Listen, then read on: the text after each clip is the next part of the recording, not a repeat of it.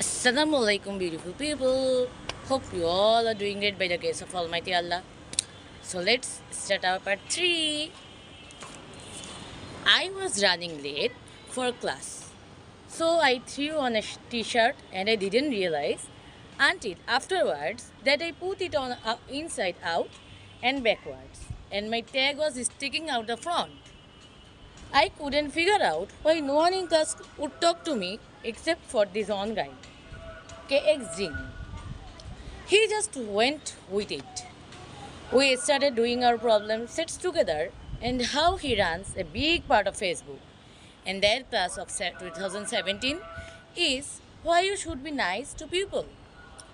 But my best memory from Harvard is meeting Priscilla.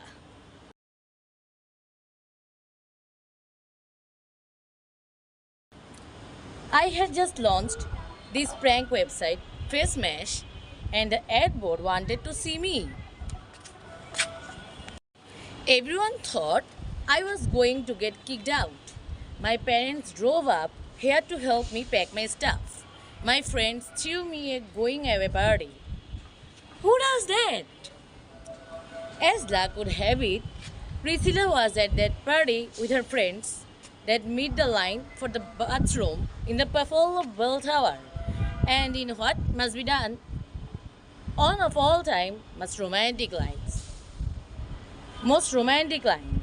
I turned to her and said, I'm getting kicked out in 3 days, so we need to go on a date quickly. Actually, any of you graduating today can use that line. I am getting kicked out today. We need to go on a date fast. I didn't end up getting kicked out. I did that to myself. Priscilla and I started dating, and you know that movie made it seem like face match was so important to starting Facebook. It wasn't. But without face match, I never would have met Priscilla, and Priscilla's the most important person in my life.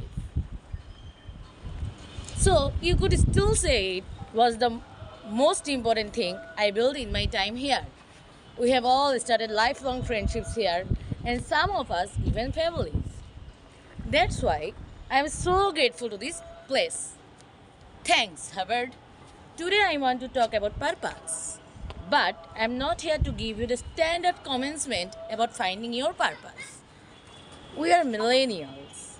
We try to do that instinctively. Instead, I am here to tell you that finding your purpose isn't enough. Purpose is what creates true happiness, and you are graduating at time when this is especially important. When our parents graduated, that sense of purpose reliably came from your job, your religious values, your community. But today, technology and automation are eliminating many jobs. Membership in a lot of communities has been declining, and a lot of people are feeling disconnected and depressed, are trying to fill a void in their lives. As I have traveled around, I have sat with children in juvenile detention and opioid addicts who told me that maybe their lives would have turned out differently if they just go after an school program or somewhere to go. I have met factory workers who know their old jobs aren't coming back and are just trying to find their path ahead. For our society to keep moving forward, we have a generational challenge to not only create new jobs but also renewed sense of purpose. I remember that night I launched Facebook from that little dorm in Crickland House. I went to Knott's with my friend KX, and I remember telling him clearly that I was excited to help connect the Harvard community. But one day, someone would connect the whole world. The thing is, it never even occurred to me that someone might be us. We were just college kids who didn't know anything about that. There were all these great big technology companies with all those resources, and I just assumed one of them would do it. But this idea was so clear to us that all people want to connect So we just keep working it day after day after day. And I know that a lot of you are going to have your own stories just like this.